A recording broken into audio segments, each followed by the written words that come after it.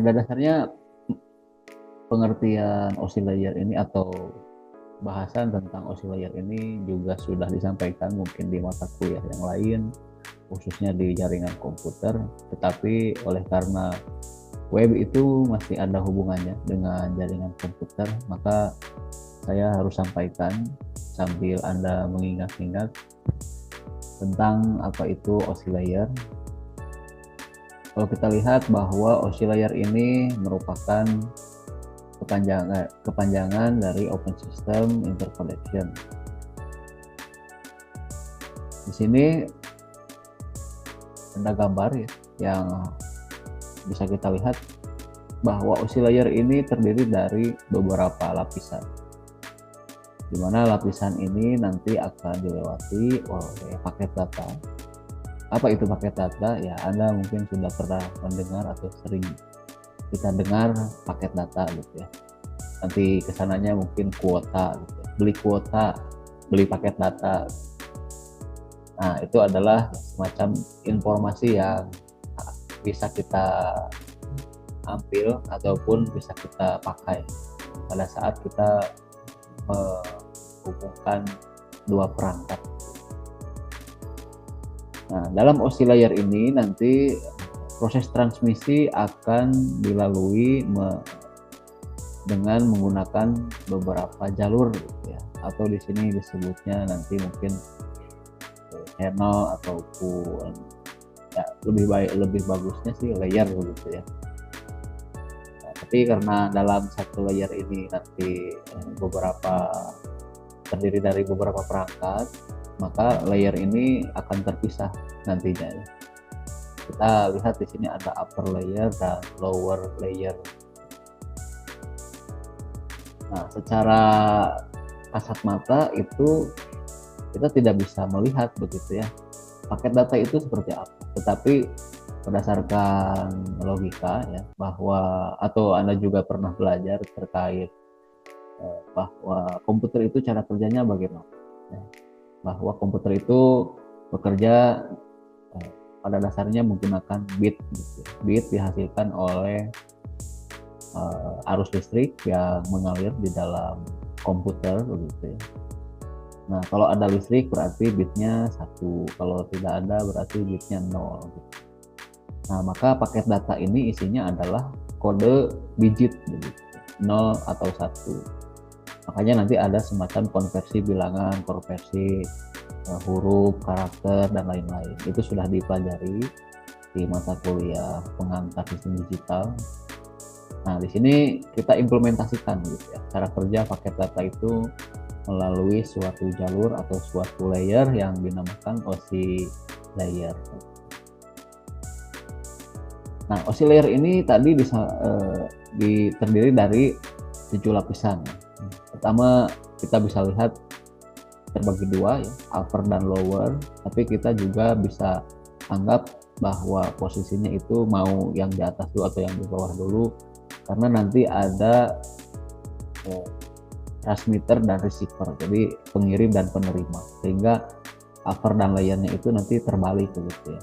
Kalau di pengirim berarti bagian upper dulu gitu ya, kemudian lower.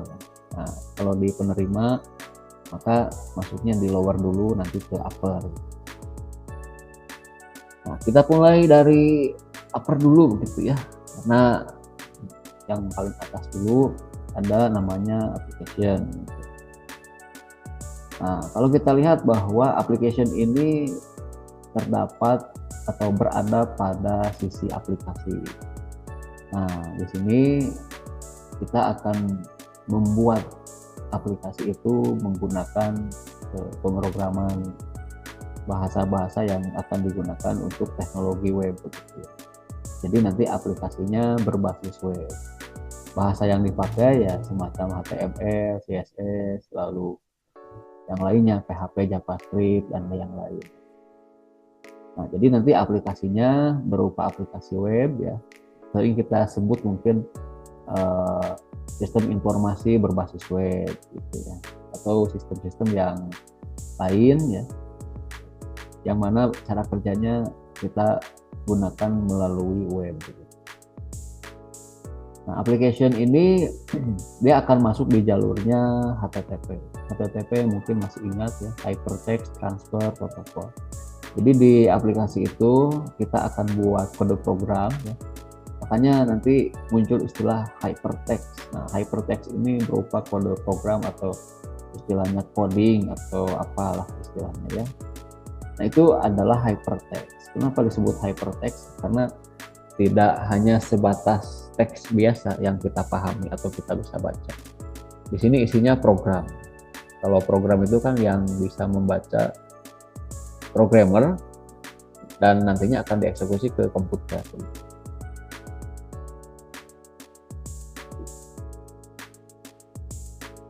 Lapisan selanjutnya adalah presentation. Nah, di presentation ini kita akan lihat bahwa salah satu contohnya itu adalah JPEG. Kalau kita ingat, JPEG ini adalah format untuk eksisten atau format untuk gambar. Nah, sehingga dari yang tadinya paket data itu ternyata bisa kita buat, atau istilahnya suatu gambar itu bisa kita kemas menjadi suatu paket data atau tadi bit. Maka nanti dalam presentation ini bahwa gambar itu terdiri dari bit-bit yang akan dikirimkan ke penerima gitu ya. Oleh karena JPEG ini satu format gambar, atau contoh yang lain ada GIF gitu ya, masih format gambar tapi bisa bergerak. Dan yang lebih luas lagi nanti ada format MPEG, itu untuk video misalnya. Kalau hari ini mungkin disebutnya MP4 begitu ya.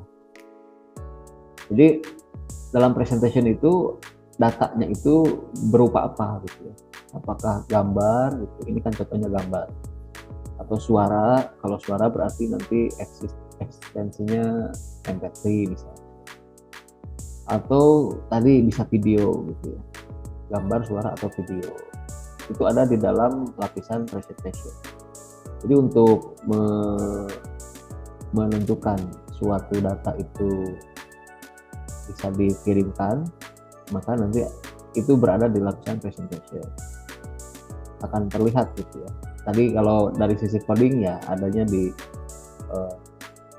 jalur atau layer di application gitu. Kalau dari sisi data bentuknya itu dari sisi presentation. Nah, kemudian ada lapisan session gitu ya. Nah, session ini yang akan menentukan siapakah yang mengirimkan data itu. Nah, jadi nanti dalam aplikasi itu ada semacam session. Session itu digunakan untuk mengidentifikasi siapakah yang mengirim atau menerima data.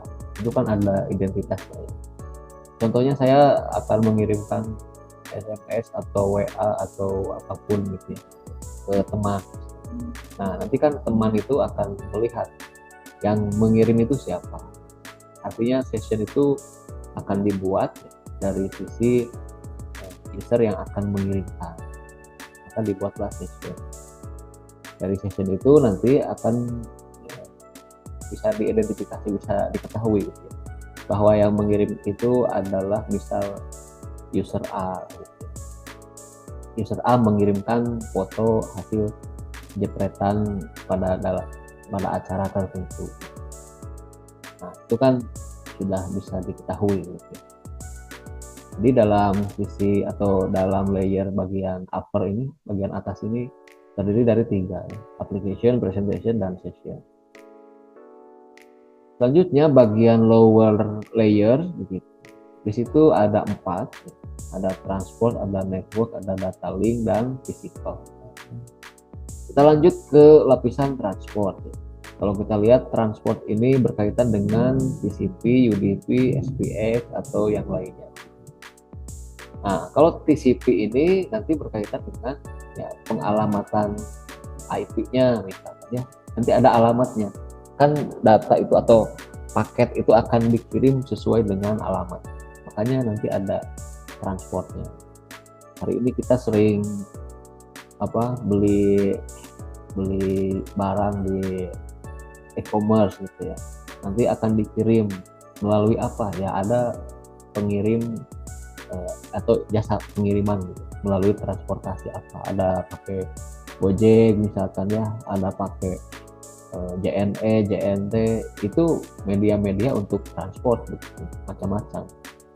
Nah, untuk melakukan atau menggunakan transport itu kita harus tahu alamatnya di mana. Supaya apa? Supaya media yang ditentukannya itu sudah sesuai. Gitu. Oke, mungkin tadi ada kesalahan gitu, bahwa TCP itu berkaitan dengan IP. Ya, maksudnya adalah TCP ini berkaitan dengan bentuk transportnya itu seperti apa. Kalau tadi gambarannya adalah Gojek atau JNE, JNPT begitu ya. Kalau dalam paket data itu mungkin apakah dia pakai kabel, apakah dia pakai nirkabel gitu ya, semacam wifi atau bluetooth gitu. Kira-kira begitu ya. Mohon maaf tadi ada kekeliruan. Lalu ada IP dan ICMP ataupun IPX. Nah, ini baru dia alamatnya gitu. Tadi ada kesalahan di transport itu. Kalau transport mungkin ya medianya tadi. Di network nanti ada alamatnya. Kalau sudah ditentukan alamatnya, misal 192.168 bla bla bla begitu ya, di setting alamat IP-nya, maka nanti data itu akan dikirimkan ke alamat itu karena sudah ditentukan. Dalam pengalamatan IP kan bisa masking alamatnya banyak gitu. Nah, dari banyak alamat itu dia akan milih ke alamat mana yang sudah ditentukan. Dia kan sudah dibuat gitu. Maka data yang tadi siap dikirim itu akan disampaikan ke alamatnya melalui network. Lalu ada data link ya. Di sini ada Ethernet, ATM, switch, bridge begitu. Artinya data link ini adalah yang akan menghubungkan setiap jaringan yang ada di manapun. Contohnya misal saya sedang ada di kampus, Anda sedang ada di rumah begitu. Nah, maka data link ini nanti akan menghubungkan, misalnya di sini ada switch, ada bridge begitu ya. Jadi di data link itu perangkat-perangkat yang ada di kampus itu akan sebagai bridge ya, jembatan yang akan mengirimkan data dari komputer saya ke komputer Anda begitu. Di rumah juga Anda kan punya perangkat juga gitu ya. Misal ada switch yang sekaligus router misalnya ya. Nah, nanti digunakan itu untuk istilahnya menghubungkan atau tadi data yang akan diterima itu dari mana ya, melalui jembatan itu atau bridge di sini. Lalu ada fisikal itu berkaitan dengan perangkatnya bagaimana. Di situ ada contoh Ethernet, ada token ring, ada hub, ada repeater. Nah, fisikal lebih ke bagian ya sudah masuk di hardware-nya seperti apa gitu ya. Jadi bukan lagi alamatnya dan lain-lain, itu sudah ke perangkat yang istilahnya hardware.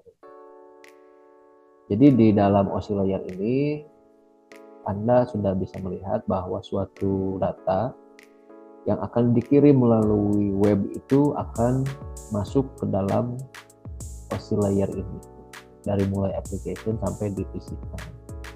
Adapun nanti yang menerimanya juga sama, nanti dari satu handphone dengan handphone lain itu kan fisik begitu ya, perangkat ke kasar ya, atau komputer ke komputer itu kan fisiknya berupa komputer. Nah, untuk menghubungkan keduanya misalkan pakai wifi gitu, pakai kabel, itu nanti fisik dengan fisik bertemu gitu, sehingga nanti arahnya terbalik. Kalau tadi dari aplikasi saya kirimkan ya gambar misalkan atau teks gitu dari WA saya ke Anda, nah begitu keluar dari handphone saya, nah itu masuk di fisik ya. Nah, ketika masuk ke Anda ya, maka itu baru masuk ke fisik dulu ya. Tidak ke aplikasi langsung, dia masuknya ke fisik dulu. Dari fisik akan diterima dia pakai perangkat apa begitu ya, handphone, komputer ataupun yang lain, dia pakai internet atau hub atau repeater, berikutnya ke switch atau router begitu ya, terus begitu sampai akhirnya di application. Data yang saya kirimkan diterima oleh WhatsApp Anda gitu. Nah, itu kan sudah masuk di aplikasi. Intinya adalah bahwa ketika kita mau membuat web itu ya, kita harus pahami bahwa jalur yang akan kita gunakan atau istilahnya media, atau di sini bagusnya sih ya sistem interconnection. Jadi kalau kita membuat sistem apapun ya, apakah itu hardware atau software, maka dia akan melalui lapisan OSI layer ini. Nah, berhubung OSI layer ini ada beberapa kategori ya. Kalau di sini kan ada yang 7 layer. Ada juga mungkin OSI layer yang berbeda dengan yang ini. Ya, kita anggap itu yang bahasanya kita tunda dulu. Karena mungkin bahasanya berbeda. Tapi di sini secara umum bahwa OSI layer ini ada 7. Application, presentation, session, transport, kemudian network, data link, dan physical. Atau Anda boleh baca dulu dari bawah, silakan. Karena keduanya sama. Kalau secara detail kita bisa lihat di sini sekaligus contohnya ya, bahwa setiap kali atau setiap layer yang kita pakai di dalam OSI layer ya, itu akan menentukan jenis dari data dan medianya sebagai apa. Kalau kita lihat di sini bahwa dari sisi aplikasi, presentasi, session, dan transport itu dia disebutnya host layer. Jadi ya istilahnya kita masih di aplikasi gitu ya. Nah, kaitannya bagaimana? Kaitannya masih berupa data ya. Jadi sebelum kita masuk ke bit ya, tadi bit 0101 itu masih data di dalam aplikasi, itu masih data. Baru ketika masuk ke dalam hardware ya, di network, di kabel, di wifi misalkan, itu sudah menjadi paket data gitu. Bitnya sudah muncul. Nah, sehingga untuk mengirimkan data dari yang tadinya karakter yang kita bisa lihat kemudian diubah menjadi bit-bit yang sudah ditentukan, itu kira-kira ya tahapannya seperti itu. Jadi dari host layer ke media layer, begitu pun nanti di penerimanya sama, dari media layer ke host layer. Jadi secara detailnya Anda boleh baca karena ini cukup panjang gitu ya. Jadi silakan nanti dipelajari. Nah, di sini ada contoh kasus ya, atau istilahnya yang tadi kita bahas itu adalah kira-kira bagaimana cara kerjanya. Kalau kita lihat di sini, contoh saya pakai aplikasi email gitu ya. Kita pakai aplikasi email. Nah, email itu nanti akan mengirimkan suatu foto ya. Tadi contohnya kan foto juga. Nah, saya pakai email sendiri kan, punya saya misalnya. Lalu saya akan mengirimkan gambar ke teman saya itu. Nah, di situ akan diatur gitu ya. Pengiriman gambar ini kira-kira akan memakan waktu berapa lama. Lalu yang ngirim kan saya. Maka di situ ada settingan atau pengaturan bahwa session di sini atau cookies ya boleh. Itu adalah saya. User ID-nya user ID punya saya. Nah, untuk time-nya ya diatur nanti. Biasanya kalau untuk interkoneksi itu ada semacam pengaturan waktu gitu. Kalau sudah terhubung, kira-kira berapa lama pemindahan data yang ada di satu tempat ke tempat yang lain. Nah, kalau tidak kan dia akan menghubungkan terus seperti misal telepon ataupun WA gitu ya. Kita kalau menghubungi seseorang tapi tidak nyambung ya terus aja muter gitu ya. Mau hubungi lagi terus dihubungi itu muter terus gitu ya. Selama belum ada koneksi ya dia akan muter dalam jangka waktu tertentu. Nah, dari situ baru setelah masuk ke dalam session, ini kan session atau cookies lah, oke. Nah, maka di situ akan ada pengaturan terhubung tidak gitu ya, atau terhubung tidak. Nanti di situ akan terjadi semacam penyesuaian gitu ya. Kalau sudah terhubung atau belum terhubung bagaimana caranya. Di sini ada inisiator dan receiver. Ini kan pengirim, inisiator. Jadi dia akan mengirimkan ke alamat yang sudah ditentukan. Nomor HP misalkan ya. Tapi di sini contohnya adalah alamat IP. Gitu. Nah, dari situ kalau misalkan terhubung ya, ketika establish connection ini ya anggap saja terhubung gitu ya. Maka setelah masuk ya, data yang tadi gambar ini akan berubah menjadi bit begitu ya, digit-digit 0 dan 1 binary digit sesuai dengan alamat IP yang ditentukan. Nah, Anda juga mungkin sudah belajar bagaimana cara menurunkan alamat IP menjadi kode bit begitu. Kenapa demikian ya? Karena memang data itu akan dirubah menjadi bit-bit yang disesuaikan dengan cara kerja komputer. Dari situ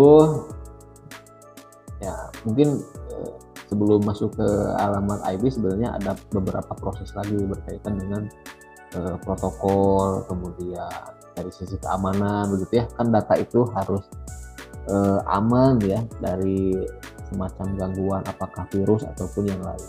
Nah, maka di situ ada semacam packagingnya atau segmentasinya diamankan supaya tidak sembarangan berubah. Misalkan ada kan gambar yang disampaikan misalkan bisa berubah ketika disampaikan ke orang lain atau malah jadi virus gitu ya. Suatu data yang dikirimkan ke receiver gitu ya, itu bisa jadi virus. Kenapa ya? Karena memang dalam gambar tersebut isinya misal kode program untuk virus. So ya mungkin di dunia komputer itu kan suka ada semacam yang disebut sebagai hacker gitu. Nah, salah satu jalan utama dari hacker itu adalah memasukkan informasi yang tidak sesuai gitu ke dalam data. Kenapa demikian? Ya, karena itu menjadi celah keamanan. Jadi OSI layer itu salah satunya adalah celah untuk bisa masuk ke suatu komputer. Jadi dia masuknya ke OSI layer, apakah dari sisi aplikasi sampai di sisi fisikal. Oke, lanjut ya, kita masuk setelah ke alamat IP dia berubah jadi bit begitu. Setelah dari bit nanti akan diubah lagi sesuai dengan MAC address karena dia sudah masuk fisikal. MAC address itu kan biasanya diubah menjadi heksadesimal gitu ya, bukan lagi bit 0 dan 1 tapi sudah heksadesimal. Maka kode MAC address itu kebanyakan antara gabungan karakter gitu ya dengan angka, misalnya karakter itu dari abjad begitu ya, alfabet dengan angka karena formatnya metode itu pakai heksadesimal misalnya. Nah, dari situ baru dia akan melanjutkan ke jaringan yang mana kira-kira, alamat IP yang mana untuk diterima oleh receiver ya, penerimanya. Jadi itu cara kerja OSI layer ya, secara singkat. Kalau secara panjangnya Anda boleh cari lagi referensi yang lain supaya lebih memahamkan pemahaman Anda terkait cara kerja paket data di dalam suatu jaringan.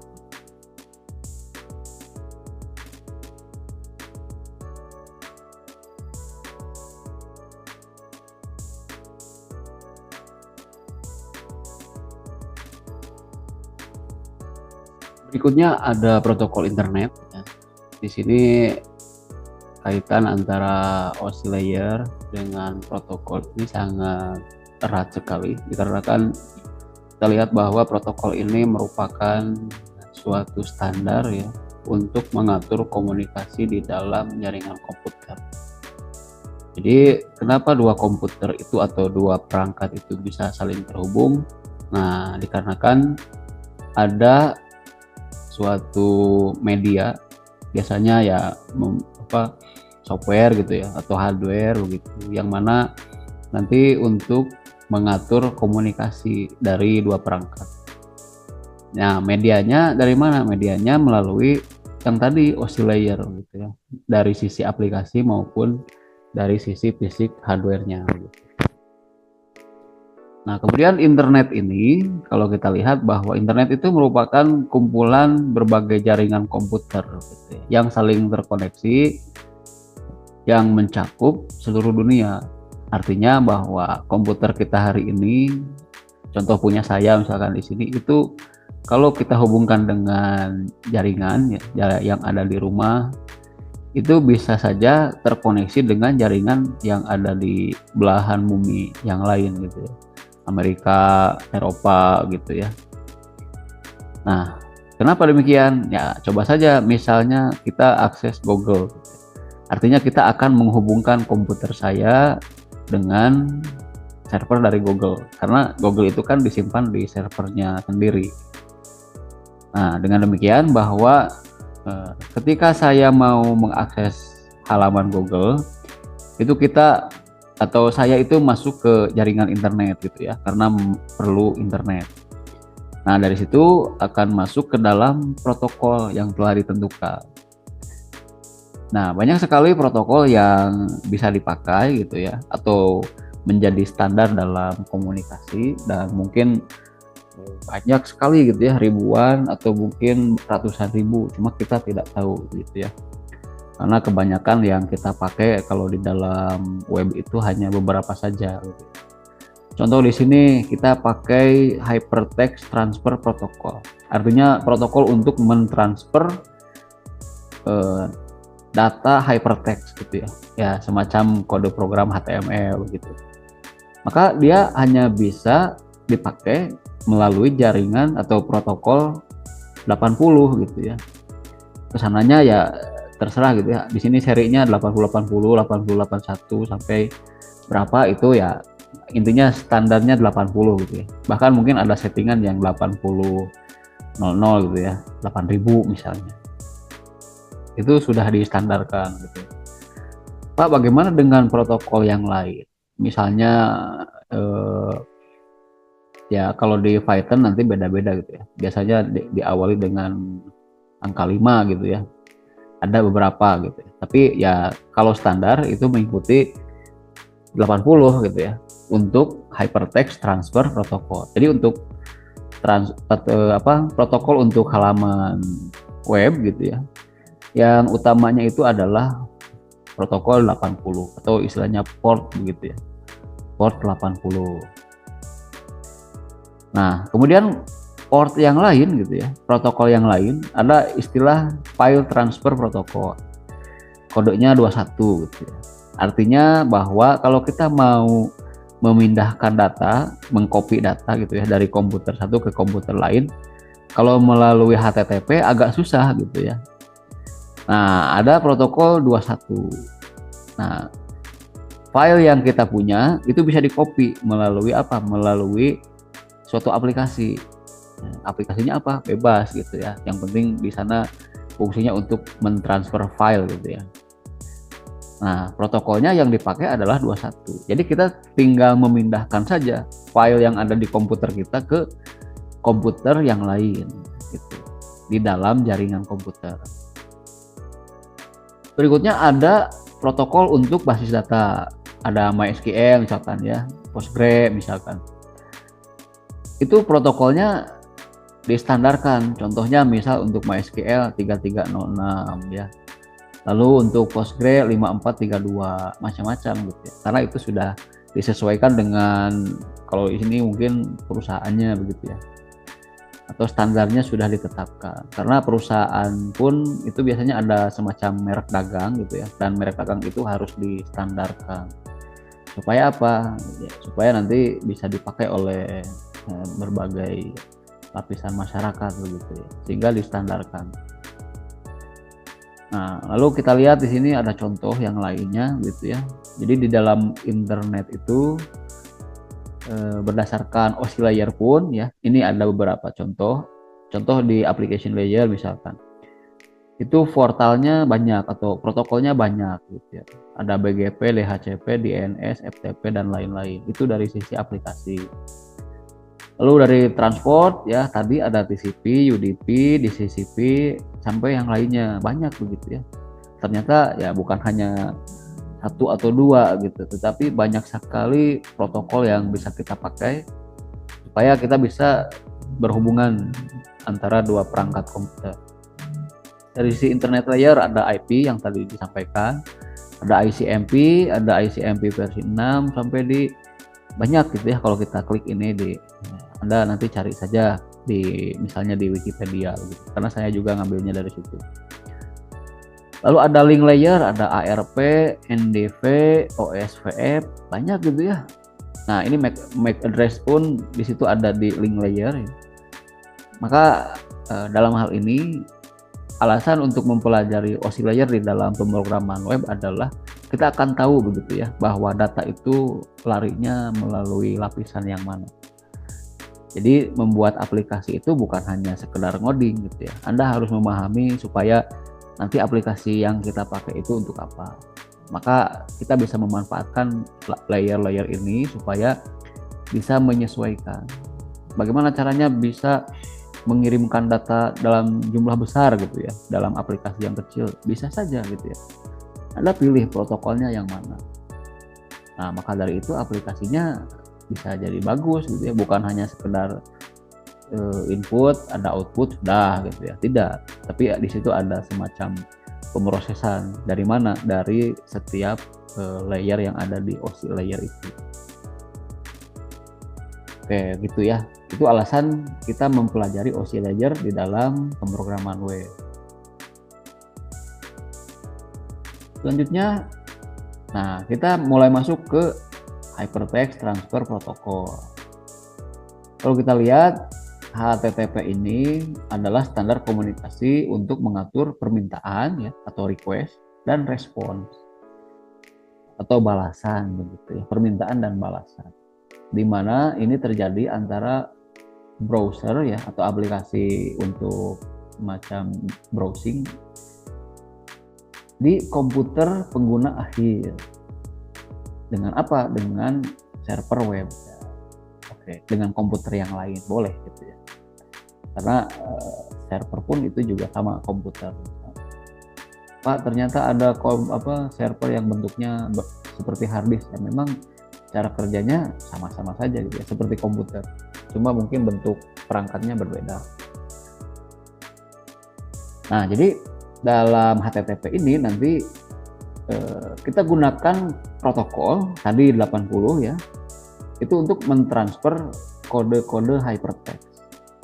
Tadi sudah disampaikan. Kenapa disebut hypertext ya? Karena bukan hanya sekedar teks saja yang kita pahami A, B, C, D, E, F, bukan gitu. Tapi ada semacam kode-kode yang disematkan supaya bisa dipahami oleh komputer atau oleh di sini browser begitu. Sehingga nanti bisa berkomunikasi dengan server. Tugas server adalah menerima permintaan dari klien. Artinya setiap misal saya input ya mencari sesuatu di Google gitu, maka nanti server Google itu akan memberikan balasan. Kalau ada maka halamannya ditampilkan, kalau tidak ada ya misal data yang Anda cari tidak ada, kira-kira seperti itu. Nah, selain itu ya, selain klien dan server, ada beberapa perangkat pendukung tadi supaya apa? Supaya bisa saling berhubungan gitu ya. Ada router, ada gateway, ada proxy. Itu aturan-aturan di dalam jaringan komputer Anda bisa buka lagi ya, ingat-ingat kembali supaya lebih memahami cara kerja dari internet gitu. Yang mana setiap perangkat ini memiliki peran berbeda gitu ya untuk memastikan siapa yang melakukan request gitu ya. Jadi nanti tidak salah kirim gitu ya. Komputer itu sudah disetting sedemikian rupa sehingga kemanapun Anda mencari informasi atau meminta sesuatu data di dalam web gitu ya, itu pasti akan diberikan kalau misalkan datanya ada dan tidak akan salah alamat. Nah, kemudian ya perangkat-perangkat tersebut nanti akan mengirimkan informasi ya, supaya nanti server dengan klien itu permintaan dan requestnya sesuai gitu ya. Karena intinya di dalam internet itu atau hypertext transfer protokol itu ya kita membuat kode program, kode HTTP gitu ya untuk HTML misalnya ya, untuk HTTP. Jadi HTML itu dikirimkan melalui protokol HTTP, melalui jaringan internet. Nah, dari situ server sudah paham siapa yang mengirimkan permintaan. Nah, permintaannya apa? Nah, kalau sudah sesuai nanti akan dibalas gitu ya, bahwa permintaannya bisa terpenuhi. Jadi ingat bahwa HTTP itu adalah standar komunikasi untuk mengatur request dan respon. Protokolnya yang tadi ya 80 dan lain-lain begitu. Pokoknya serinya 80. Kalau ada yang lain ya itu tergantung settingan dari standarnya. Nah, berikutnya oleh karena kita sudah mempelajari cara kerja hypertext ya, berkomunikasi antara klien dan server, permintaan dan balasan, request dan respon, maka di sini kita bisa bedakan apa yang disebut sebagai web statis dan dinamis begitu. Nah, pertama kita lihat di bagian gambar yang kiri yang ada kotaknya. Di situ ada web browser, internet, kemudian web server, lalu ada disk drive begitu. Pertama, ini ada nomor 1 ya. User enters alamat server begitu ya, atau domain istilahnya. Nanti itu ada di bahasan jaringan komputer. Di situ Anda memasukkan alamat http www bla bla bla begitu ya. Kalau Google itu kan tinggal masukkan Google gitu ya. Kalau browsernya pakai Google Chrome misalnya, maka dia akan langsung mencari. Ketika masuk ke internet ya, ini kan user enters itu di aplikasi browser kita. Lalu masuk ke internet, terhubung ke internet, maka akan mencari alamat google.com misalnya. Kalau ketemu ya nanti akan dibalas gitu ya. Nah, apa yang dikirimkan secara kalau secara fisik begitu ya, atau istilahnya kalau kasarnya kita hanya nuliskan alamat domain saja google.com. Nah, padahal di balik itu kita mengirimkan alamat IP, mencari alamat IP. Di mana alamat Google itu? Jadi server nyeting sendiri alamat Google itu di mana. Menggunakan IP ya. Kalau ketemu IP-nya, nanti akan server Google itu akan menerima permintaan. Gitu. Kalau permintaannya sudah diterima, gitu ya, nanti akan melihat dari sisi disk drive gitu ya, di servernya itu kira-kira ada nggak yang diminta itu. Di sini istilahnya page index.html. Nah, halamannya ada nggak? Gitu. Kalau ada, begitu server akan mengirimkan kembali apa yang dicari oleh user itu. Setelah dikembalikan atau dibalas ya, ada respon, maka tampilan halaman indeks itu akan muncul di halaman user gitu ya, di halaman saya mencari Google Translate. Ketika klik Google Translate, oh ada, berarti bakal tampil di situ. Saya mau mencari Google Drive, mencari Facebook, mencari apapun gitu, e-commerce dan lain-lain, maka itu akan muncul selama permintaannya terpenuhi. Tiba-tiba misalkan internetnya mati, ya maka proses ini tidak akan jalan. Karena di tengah-tengah ya terhambat gitu, internetnya mati, atau mungkin di sisi servernya gangguan. Kalau server gangguan nanti ada pesan server sedang maintenance misalnya. Biasanya sistem-sistem ya yang sering kita pakai misalnya ada kadang-kadang begitu ya. Jadi maintenance misalnya ya. Atau misalkan internet jalan, web servernya terbaca, tapi filenya yang tidak ada. Anda mencari apa tidak ada, maka nanti akan ada pesan bahwa informasi yang Anda cari misalnya tidak ada. Nah, dalam kasus ini tahapan yang terjadi di gambar yang sebelah kiri ini itu kita sebut sebagai web statis gitu ya. Kalau cara kerja webnya itu seperti ini, dari web browser ke internet ke web server lalu ke disk drive lalu langsung mengembalikan filenya, itu disebut sebagai web statis. Adapun misalnya bagian yang selanjutnya, di sini ada web browser, kemudian internet, ada web server sama gitu ya dengan yang sebelumnya. Tetapi di sini ada PHP prosesor, lalu ada MySQL database ya. Nah, maka akan ada perbedaan begitu. Kita lihat untuk tahapan 1, 2, 3 sampai 4 ya kira-kira sama gitu ya. Nah, baru ketika tahapan kelima ya di page itu atau baca indeks HTML itu, maka server akan membaca apa yang dibaca. Misal di sini ada kode PHP program atau kode program, oke. Jadi kode itu akan membaca. Kira-kira halaman ini berisi tentang apa? Misalnya halaman ini akan terhubung ke database, ada database-nya. Maka PHP ini akan memproses data-data yang ada di database MySQL di sini ya. PHP dibaca dulu. Kalau tadi kan indeks HTML dibaca ketemu ya sudah dikembalikan karena statis tidak terjadi apa-apa. Yang penting filenya ada maka langsung ditampilkan. Nah, kalau di sini tidak gitu ya. Selain filenya ada, itu nanti akan diproses. Kira-kira file ini nanti terhubung kemana? Atau akan menampilkan apa begitu. Lalu diproses, kalau terhubungnya ke database, maka database yang ditentukan akan dikembalikan. Misalkan ada data mahasiswa, kalau di dalam sistem informasi akademik misal. Nah, nanti dibaca dulu datanya. Data mahasiswa ada berapa? Ada 100. Maka dibaca ada 100, tapi di sini kan ada proses gitu ya.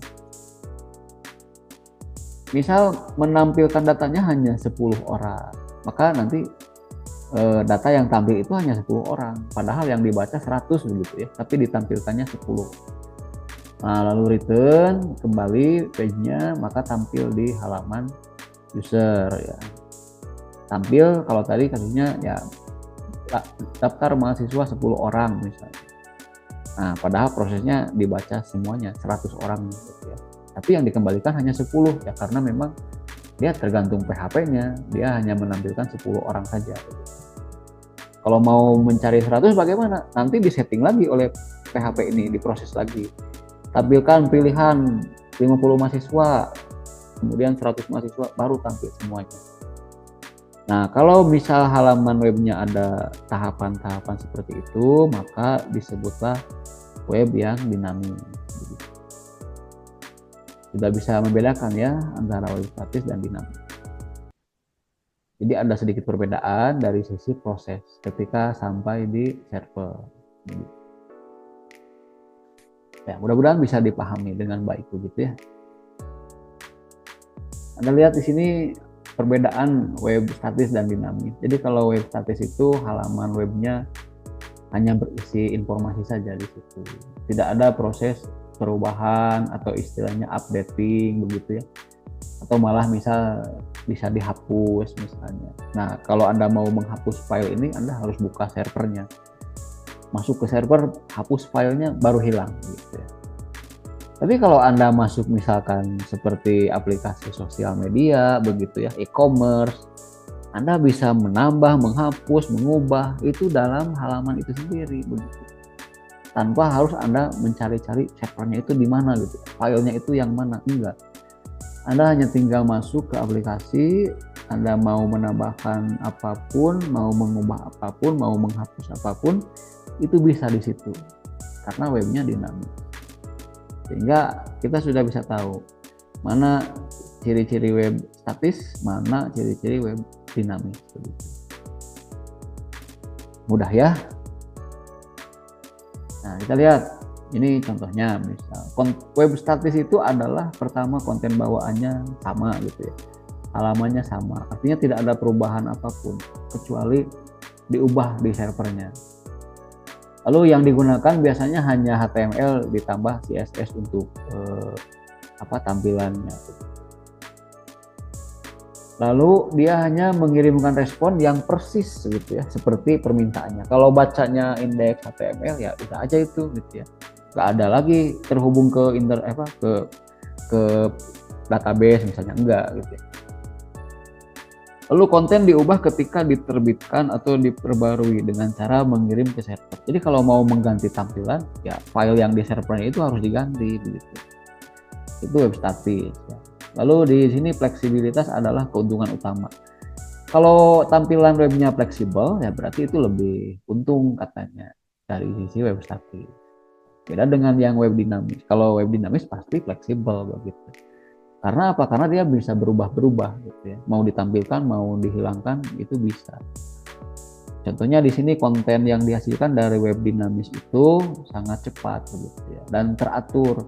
Ditampilkan 10-10 oke, ditampilkan semuanya oke begitu. Jadi diatur ya. Lalu bahasa yang digunakan bukan hanya HTML dan CSS, ditambah lagi dengan PHP. Kalau di Java nanti ada Java Servlet misalnya, atau Java Server Page misalnya, atau yang produk Microsoft itu ASP misalnya. Kemudian dapat menghasilkan konten yang berbeda untuk setiap permintaan. Anda ketika masuk ke sosial media begitu ya, itu tampilan dashboardnya kan macam-macam begitu, dan terhubung kemana saja, ke teman Anda misalkan, ke orang-orang yang nge-like siapa misalkan, yang ngasih komen begitu, yang nge-share gitu. Itu semuanya terhubung. Karena apa? Karena semakin banyak data gitu ya, itu semakin berbeda tampilannya. Kemudian halaman menghasilkan konten unik begitu. Unik itu ya tadi banyak macamnya, berbeda-beda. Dan yang terakhir, bahwa yang membedakan web statis dan dinamis itu adalah dari sisi konten manajemen. Jadi dari web dinamis itu dia bisa memanage konten, mengubah-ubah konten, mengatur-ngatur konten begitu ya. Dari sisi user gitu ya.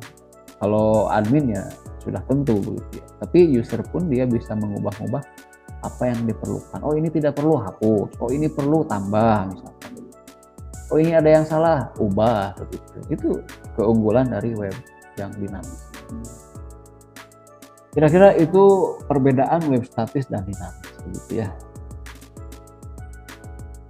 Nah, sekarang untuk dapat menghasilkan web ya, kita perlu penyimpanan atau komputer gitu ya.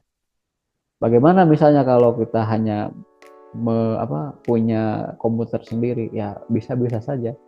Komputernya satu misalkan, maka komputer tersebut sekaligus jadi server begitu. Terus gimana dengan usernya? Ya usernya dia sendiri karena komputernya cuma satu. Nah, paling nanti di setting gitu ya. Jadi usernya misal digunakan browser versi A gitu. Yang jadi adminnya browser versi B. Nah, baru itu bisa kelihatan cara kerja klien servernya. Gitu. Tapi kalau komputernya hanya satu, ya berarti servernya di situ, usernya di situ gitu. Nah, tambah misal, oke, komputer jadi server. Apalagi yang bisa jadi user atau klien misalnya. Handphone Anda hari ini sudah mirip dengan komputer, bahkan sudah sesuai, sama gitu ya, bahkan melebihi gitu ya. Kapasitas komputer, kapasitas handphone saat ini itu melebihi kapasitas komputer yang ada gitu. Misal komputer saya RAM-nya 4 GB, handphone itu sudah ada yang 8, ada yang 16 begitu. Macam-macam begitu ya. Jadi kita bisa pakai web server untuk di sini menjalankan program yang dapat memenuhi permintaan klien atau di sini permintaan HTTP itu. Nah, ada beberapa contoh ya, yang bisa kita pakai. Di sini ada Apache gitu ya, ada Nginx, ada Cloudflare, ada Lightspeed, ada IIS, GWS gitu ya, atau Node.js. Itu semuanya contoh-contoh aplikasi server gitu ya. Yang punya siapa? Yang punya banyak. Ada Google, ada Nginx. Nginx saya belum tahu. Lalu ada Apache yang satu paket dengan SAM gitu ya, lalu Windows Server. Nah, ini cara kerja client server. Nanti Anda akan ya bertindak sebagai user maupun server ya. User itu client, oke.